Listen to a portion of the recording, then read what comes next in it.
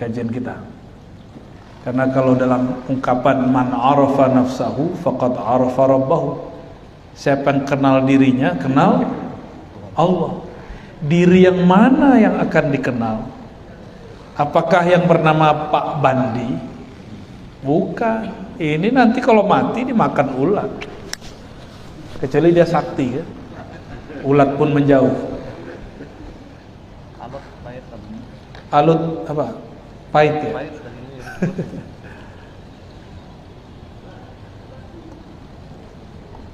Yang disebut diri itu yang mana?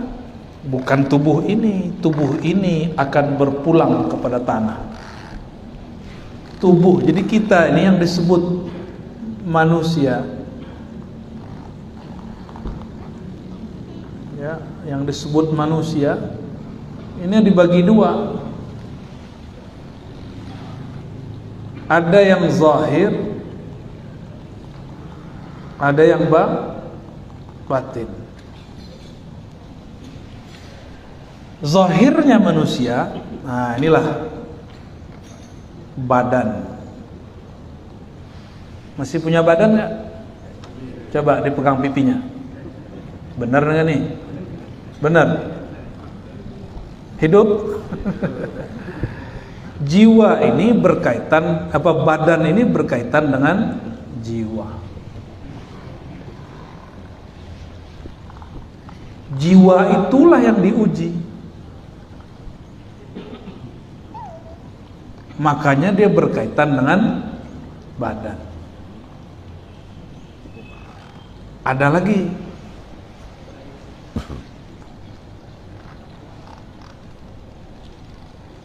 Ada badan, ada pikiran. Itu zahir semua. Nah, pikiran ini sambungnya kepada akal. Nah, ini kita yang zahir. Kita sekolahkan anak-anak, kita masukkan dia latihan silat, latihan karate, taekwondo. Itu semua ini kita baru menyekolahkan zahirnya. Puncak dari zahir kalau di kampus S3 namanya. Kalau latihan karate Paman Birin sampai dan berapa? 6. Kalau 7 jadi dewa kali ya.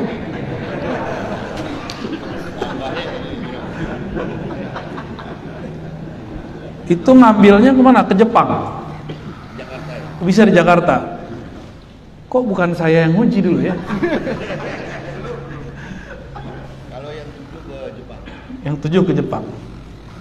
Jadi dewa pulang-pulang tuh. Dewa mabok. Mabok ban.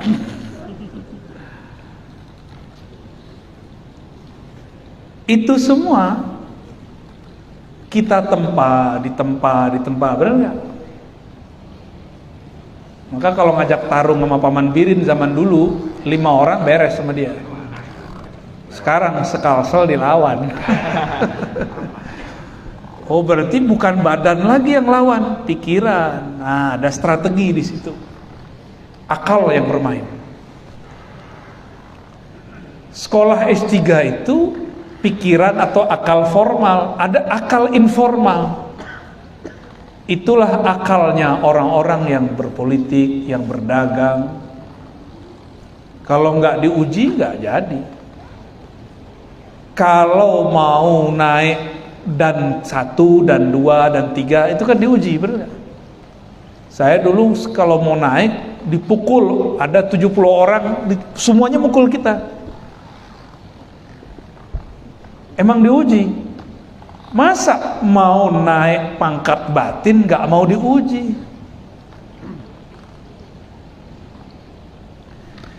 Tapi ujian itu, ujian yang berat itu di sini dan di sini.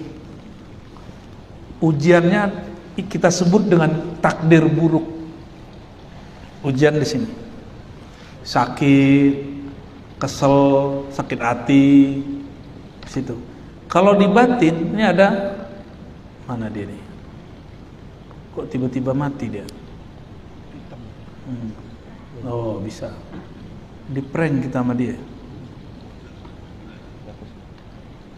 Ada 2 juga. Qalbu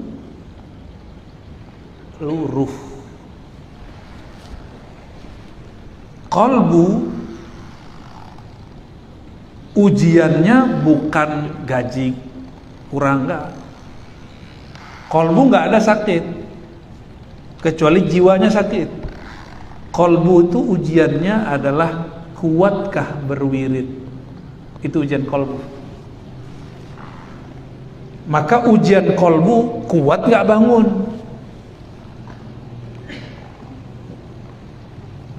Kuatkah bergadang? Itu qalbu tuh. Di qalbu ini ada sifat namanya sifat malakutiyah, sifat malaikat. Kalau sifat ini muncul, orang jadi malas makan, orang jadi malas tidur, bahkan malas kawin, nggak mau nikah. Nah ini gawat kan? Ada yang belum nikah di sini? Ustaz Dani. Kalau Pak Bandi belum 2 kali? Nah, belum 3 kali? Jujur kali. Iya, belum sempurna berarti. Oh, belum pernah. Aduh, muter-muter aja Pak Bandi. Baik. Jadi kalau kolbu ini dilatih. Kolbu itu dilatih dengan getar kolbu, makanya ada talqin. Jadi talqin itu bagian dari ujian kolbu. Dihentakkan pakai nama Allah, Allah gitu. Kalau badan dipukul, kalau akal dikritik. Badan dipukul, dikasih penyakit, ini ujian badan, ujian jiwa. Kalau pikiran dikasih banyak masalah, dikritik orang, dibenci orang. Kalau akalnya terlalu dominan, dia balas mengkritik, dicaci balas mencaci, dibentak balas membentak. Itu kalau kolbunya belum hidup. Kalau kolbunya sudah hidup, dibentak dia cuek aja. Emang gua pikirin, karena kolbunya sudah hidup. Maka yang sudah ikut talqin beberapa bulan yang lalu, bulan kapan itu? Desember. Itu oleh dahsyat itu. Saya nggak pernah ngasih talqin semurah itu. Nggak pernah. Biasanya kalau ada orang talqin, suruh dulu zikir ya hayyu qayyum 40 hari, minimal 7 hari. Kalau orang tua nih 3 hari atau 1 jam, saya dulu udah zikir dulu sebentar. Syarat aja. Ini nggak ada. Nggak tahu juga kenapa. Mungkin karena isyarat dari abah guru sekumpul ya. Sorenya kita ziarah, seakan-akan kalamnya begitu. Udahlah talqin aja kira-kira gitu.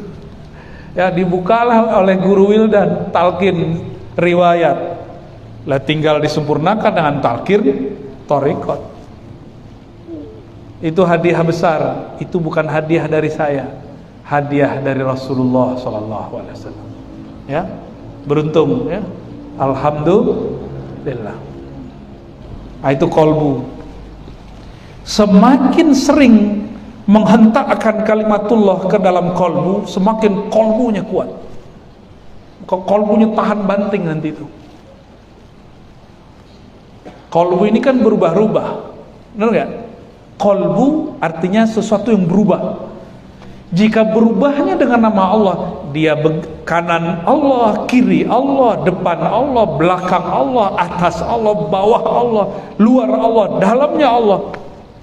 Disebutlah dari makom pertama, fana fil asma, fana dalam tauhid asma. Wah, gede juga ya.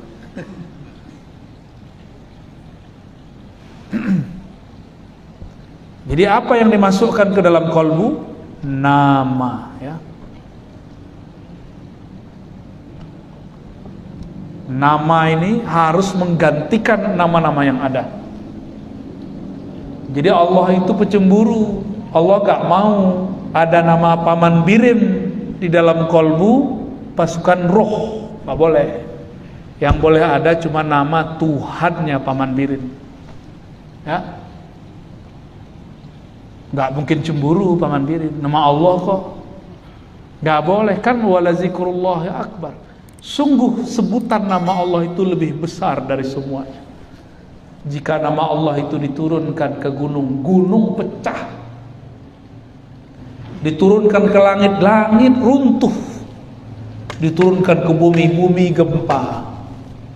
Diturunkan ke tanah yang tinggi, longsor dia. Jadi kalau ada gunung mengeluarkan air mata air, itu ada kalimah yang terhentak ke situ. Keluar air mata air. Itu ayat Allah. Gunung yang isinya bebatuan, masuk nama Allah pun keluar air. Masa kolbu kita dimasukkan nama Allah, air mata tidak menetes? Masa ya, katanya bertuhan kepada Allah, tapi disebut nama Allah tidak berlinang-linang air matanya? Itu maksudnya ya. Nah, waktu talqin kemarin menikmati nggak? Menikmati atau mati? Sangat menikmati. Alhamdulillah, itu nikmat luar biasa. Benarlah kemudian kita membaca ayat ala bidzikrillah tatma'innul qulub. Hanya dengan menyebut nama Allah qalbu jadi tenang. Tapi sebelum tenang dia bergetar dulu. Iza zukirallah wajilat qulubuhum. Disebut nama Allah, qalbunya bergetar. Terasa nggak ketika menghentakkan kalimat itu? Terasa? Sebagian orang merasakan. Maka zikir itu bukan suara yang bagus, bukan lafaz yang fasih. Zikir itu jika sesuai gerak lidah dengan getar kalbu, baru disebut zikrullah. Ya, kalau belum sesuai, nggak disebut zikrullah.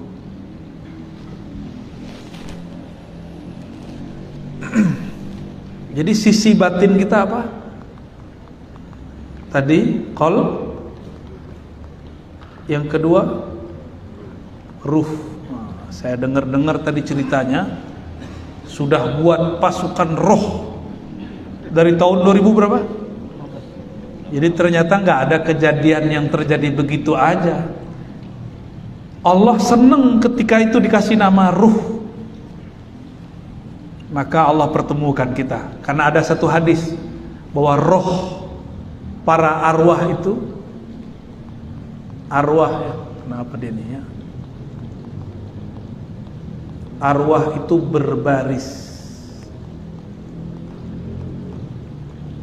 Ini hadis Imam Muslim.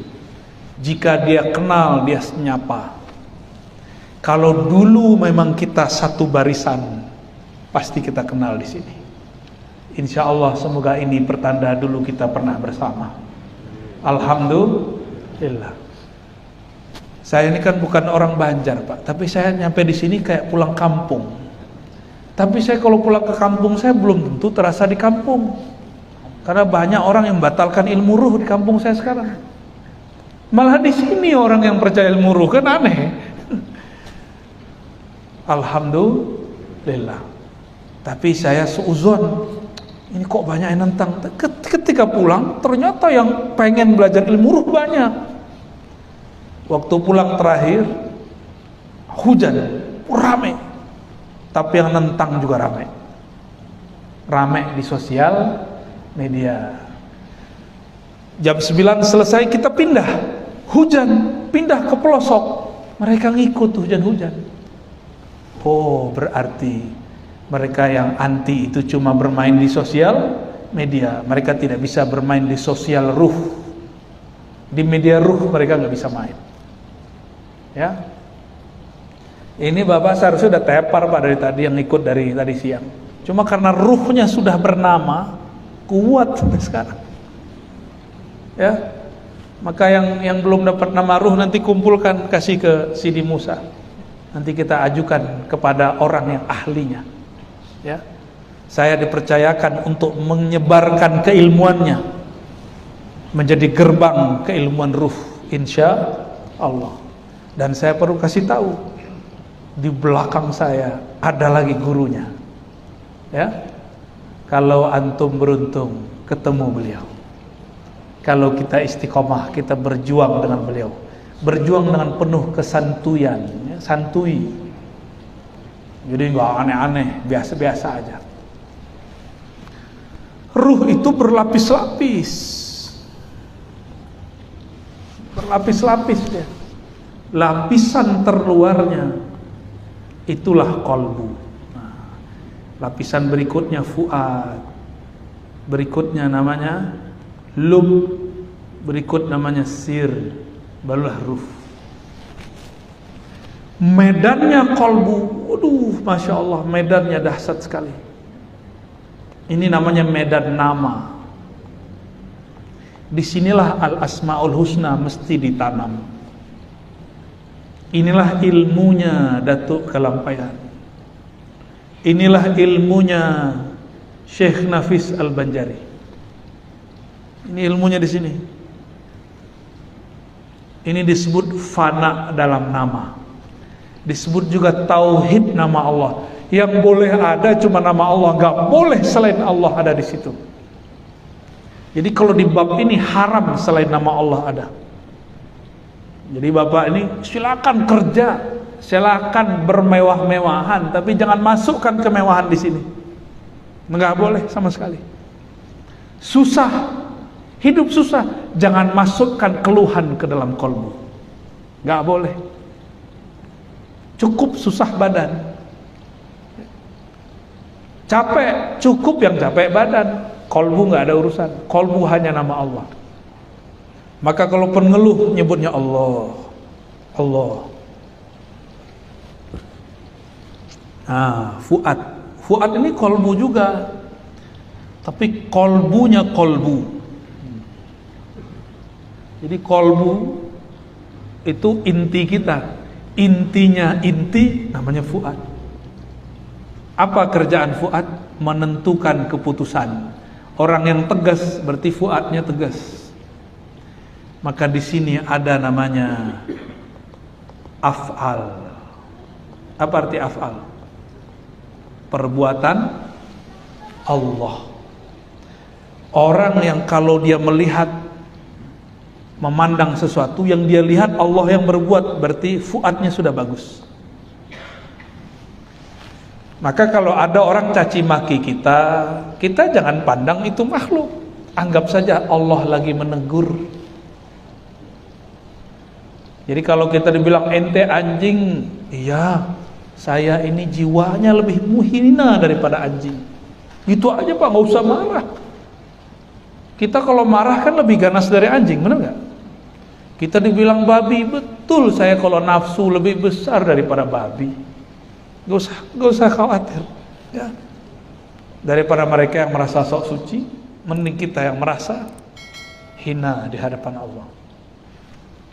Jika orang sudah memandang segala sesuatu Allah yang berbuat, rambut Allah yang menumbuhkan, uban pun Allah yang atur. Udah mulai keriput Pak, Paman Pirin udah mulai keriput ya? Bener. Kita panggil dia Paman Bandi. Udah mulai keriput belum? Dikit. Ada yang repot bagian tertentu belum katanya. Ngeri kali ya. Kayaknya ada maunya nih, kita lapor ke istrinya ya.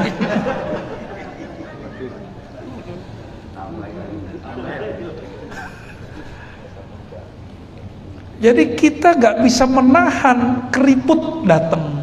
Ada yang bisa nahan? Gak ada. Rambut saya banyak ubannya nih Pak. Mungkin lebih banyak dari Paman Bin. Banyak uban saya. Gak kelihatan aja karena mukanya masih kelihatan muda. Ngerasa muda.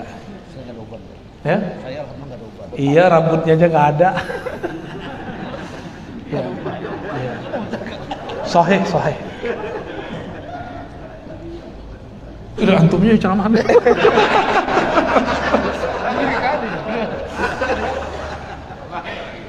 Allahumma sholli ala Muhammad.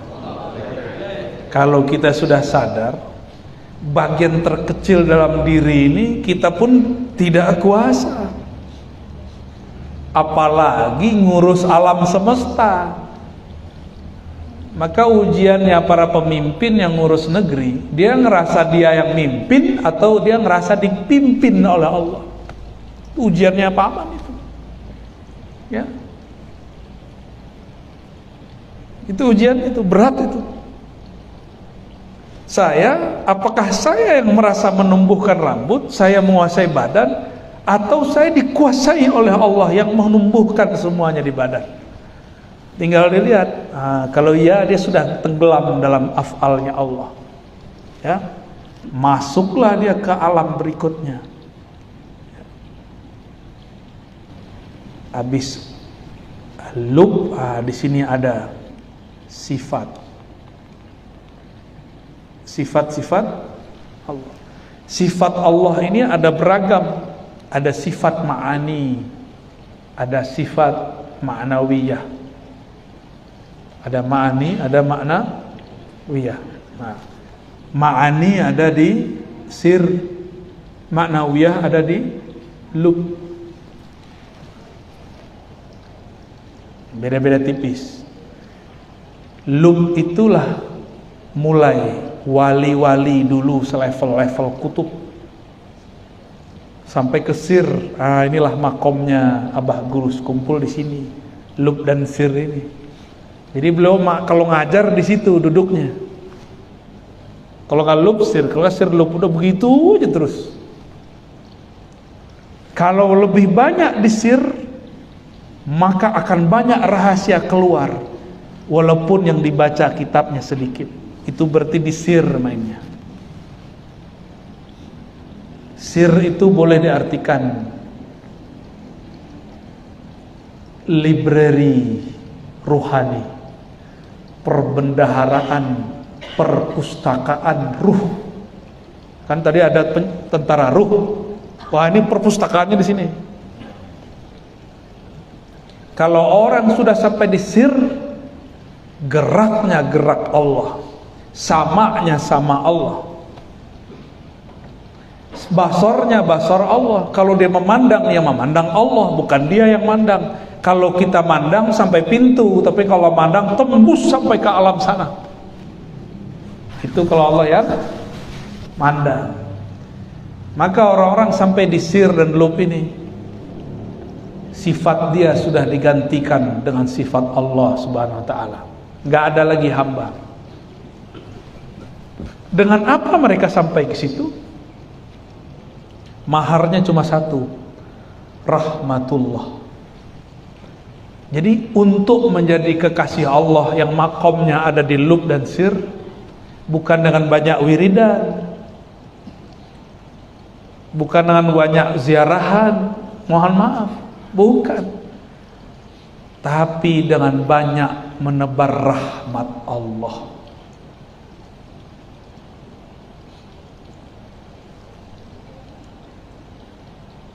Atau memegang adab-adab kepada Allah. Dua aja, rahmat Allah, adab kepada Allah. Ada seorang udah wirid puluhan tahun gak jadi wali, tapi sekali nama yang dia wiridkan ditulis di kertas, dibuang oleh orang gak beradab ke tong sampah. Dia lihat badannya gemetar. Lah, itu nama yang aku wiridkan. Dia ambil, dia bersihkan sedikit, langsung dia makan. Ya Allah, ampunkan orang yang membuang ini. Ampunkan aku yang sadar tapi tidak menyelamatkan. Dia kemudian makan itu, udah kertas udah kotor, udah jijik lah tempat sampah. Pulang-pulang, badan terasa nggak enak, istirahat. Tiba-tiba tertidur, antara sadar tidak sadar Allah datang kepadanya dan mengatakan, wahai hambaku, engkau resmi hari ini jadi kekasihku. Kenapa ya Allah? Karena aku belum sempat beramal, wiridku belum aku kerjakan. Allah mengatakan, karena engkau beradab menjaga nama-namaku. Jadi kadang zikir banyak-banyak gak jadi wali, tapi karena beradab dengan satu nama jadi wali. Jadi kalau baca Quran jangan taruh Quran di bawah, ya. Siapa tahu dengan menjaga itu kita diangkat jadi wali Allah. Seorang pelacur PSK jadi kekasih Allah cuma karena ngasih makan, ngasih minum anjing yang terhina, kata orang sono, ya, anjing hina dikasih minum sama PSK, jadi wali dia, diampuni Allah karena ada rahmah di kalbunya. Orang kalau rahmah di kalbunya, kasih sayang, maka dia tidak menyimpan kebencian. Ini yang diceritakan Nabi, akan duduk di tempat ini ahlul jannah. Dipergoki oleh Abdullah bin Umar, ternyata gak punya amal aneh-aneh. Ternyata amalnya cuma satu, di kalbunya tidak ada kecuali rahmah, maka dia tidak pernah benci ke siapapun. Mulailah malam ini sebelum tidur, jika di hati tersimpan ada musuh, langsung buang. Ya Allah, mulai detik ini aku nyatakan aku tidak membenci siapapun kecuali yang engkau benci. Tapi Allah kan juga enggak benci-benci amat sama orang, ya. Gampang-gampang susah ya jadi wali Allah, ya. Enggak nyimpan dendam, bisa enggak Pak Bandi? Berat seberapa kilo? Berat itu kalau pakai perasaan. Pakai perasaan, jijik melihat ada kertas di tong sampah, jijik gitu. Makanya nggak diselamatin tuh. Pakai perasaan, saya disakiti dia, masa saya nggak balas? Berat. Coba pakai ruh. Ruh itu nggak menyimpan dendam. Maka orang ruh ini dibenci dia nggak lawan benci. Dipuja dia nggak merasa terpuja, dipuji dia nggak merasa terpuji, biasa aja tuh ruh.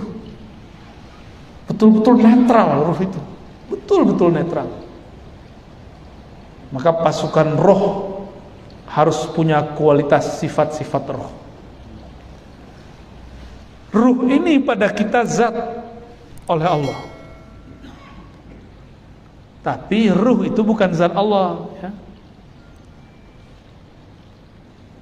Jadi ketika disebutkan siapa kenal dirinya, kenal Allah. Kenal diri, kenal ilahi. Tadi ada kolbu ya. Kolbu kenal nama Allah. Fuad kenal tadi nama. Kalau fuad kenal af'al. Kalau lub kenal sifat. Ada sifat, nih sifat maknawiyah, ya, M aja. Sir sifat, ya, ini boleh berubah-ubah ini, ya. Terakhir ruh kenal zat. Kenapa? Ruh itu ditiupkan dari zat Allah. Tapi jangan salah faham, ya. Allah itu menyebut dirinya Ahad. Ketika Allah meniupkan ruhnya, bernamalah tiupannya itu Ahmad. Maka Ahmad ini gelarannya adalah Ruhullah.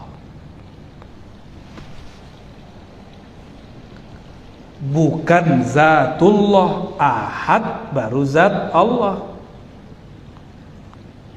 Wah, kenapa dia mati? Takut dia menyebut kata zat, ya. Ahad zat, yang disebut zat ahad. Ini banyak orang salah faham. Aku hembuskan dari rohku, bukan aku hembuskan dari zatku. Beda. Dari ruhullah inilah nyebar, namanya nur Muhammad, ya, kita sebut Nur Muhammad. Inilah yang disebutkan dalam surat Shad. Nah, ada surat Shad ayat 71 sampai 72. Ini yang sering kita jelasin.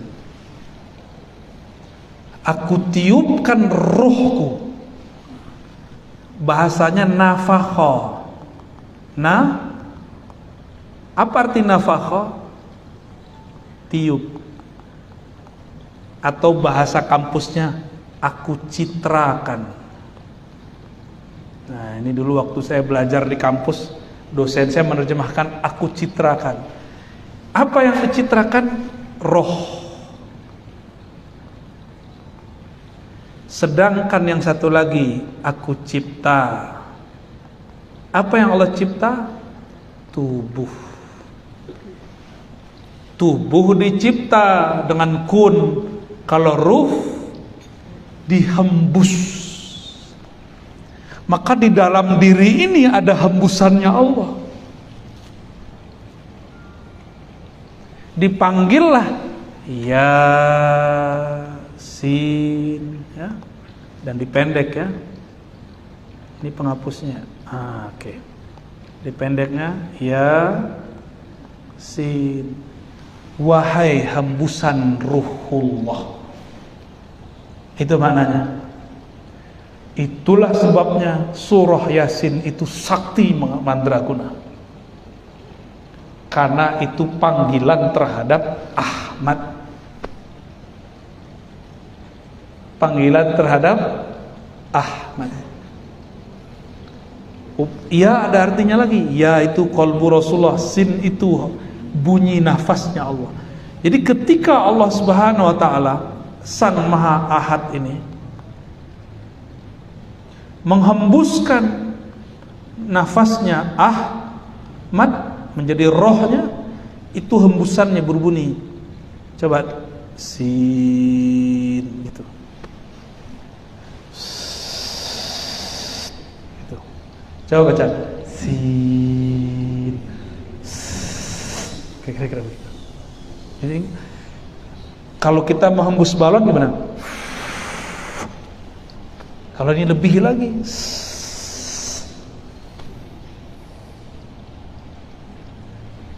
Adapun alam jasad Allah ciptakan dengan kun, jadi dia. Tapi kalau ini langsung dari energi Allah Subhanahu wa taala, itulah Ahmad.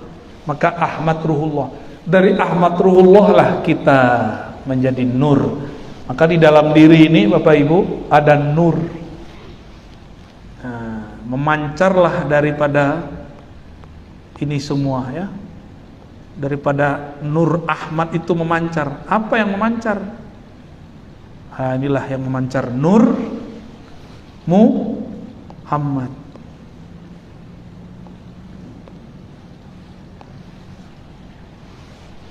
Jadi Ahmad itu nama ruhnya. Nama cahaya yang memancar namanya nur Nah, kebanyakan ilmu para wali-wali berhenti di Nur Muhammad, di cahaya, jarang menembus ke Ahmad. Abah Guru Sekumpul pernah membahas bagian terluarnya Ahmad yang langsung memancarkan nur itu. Beliau sebelum wafat pernah membahas itu. Ya, beliau pernah membahas itu. Oh, itu dahsyat beliau itu. Coba lihat Ahmad ama Ahad beda apa? Beda apa? Ya, Ahadun, Ahmadu, bedanya apa? Mim. Ini mim ini apa ini? Apa makna mim itu? Ternyata mim itu isinya keterpujian. Sesuatu yang terpuji berarti menyimpan rahasia-rahasia makrifat. Maka mim ini mim ma'rifatullah, ma'rifatul ahad. Mim ini dikeluarkan, jadilah Muhammad.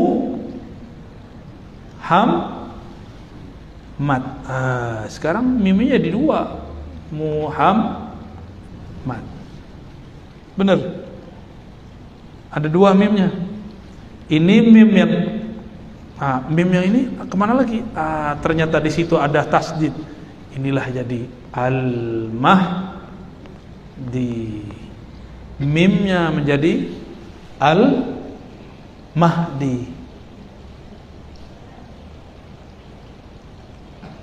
Maka kalau orang kenal Al-Mahdi, pasti dia mengenal Al-Ahad, pasti kenal Ahmad, pasti kenal hakikat Muhammad. Selamat pusing. Ya, biar gampang.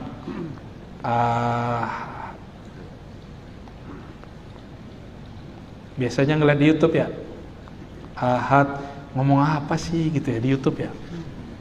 Turun Ahmad, turun Muhammad, turun Al-Mahdi.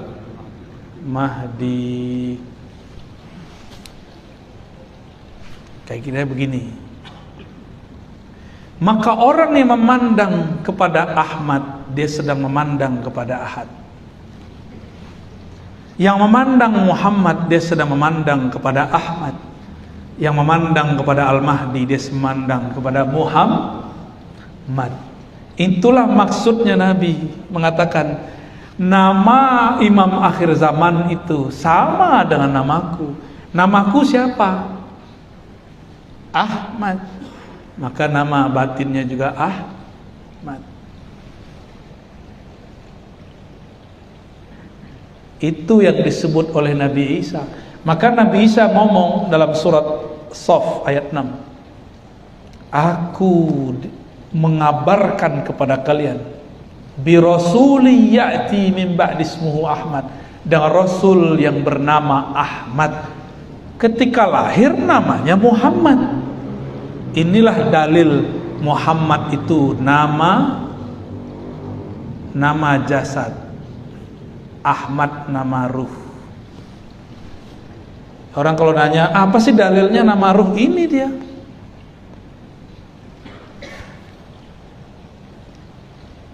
Nanti bakal ada orang yang menolak kajian ini.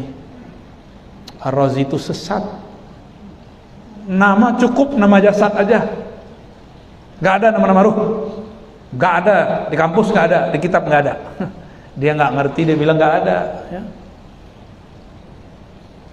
Ada kok. Sebelum kita di sini kita kan sudah ada, berarti kita punya nama di sana. Ya, punya nama kita di sana. Lahir siapa yang ngasih nama? Bapak kita atau bapak orang? Bapak kita lah. Ruh itu punya bapak juga dia. Bapaknya namanya Muhammad. Maka disebutlah Muhammad Abur Ruh. Gitu ya. Gimana, udah ngebul belum? Ini udah dulu lah ini. Maka kalau ingin berzikir dengan ini, caranya gampang ya. Cara zikirnya,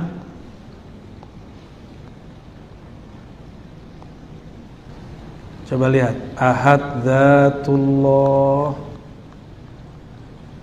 Ahmad Ruhullah, Muhammad Habibullah, Al-Mahdi Khalifatullah. Gak muat.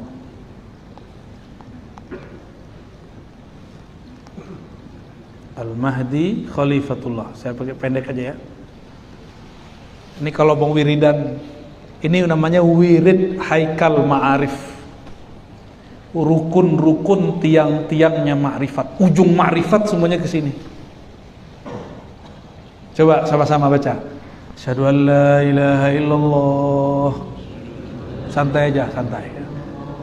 Asyhadu anna Muhammadar Rasulullah. Ikutin. Ahad Dzatullah, Ahmad Ruhullah, Jadi ruh Allah namanya apa? Jadi kalau disebutkan aku hembuskan dari rohku, maksudnya aku hembuskan dari Ahmad, bukan dari Ahad. Lanjut, Muhammad Habibullah